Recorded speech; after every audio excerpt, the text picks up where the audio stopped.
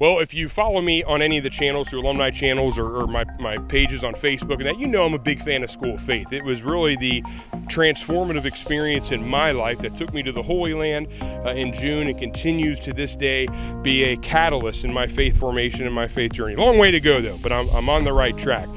I get to go again this June and document for almost like a virtual pilgrimage for School of Faith for LaSalle and the Archdiocese this June. And coming out to do the spotlight, I had a great surprise finding out that Dan Albrink and St. Susanna is jumping onto the program of School of Faith as well. And I'll tell you what, talking to Dan, I'm excited to see where this school, St. Susanna, is going to go under his leadership, especially when he gets to experience something like the Holy Land and School of Faith. I'm a cradle Catholic, grew up, born, raised, went through St. Bernard's Taylor Creek, ended up at LaSalle, ended up finishing my master's degree through Xavier.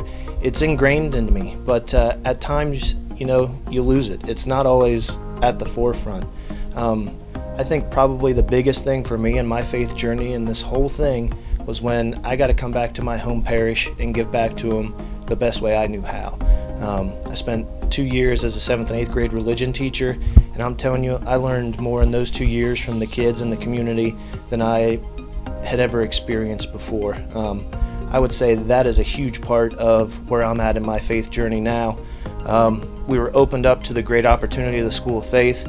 I got a call from John Leindecker and Josh Ader down at the Archdiocese a couple weeks ago. A spot had opened up, and they were looking for a candidate to fill that, and they presented it to me, and I jumped on it.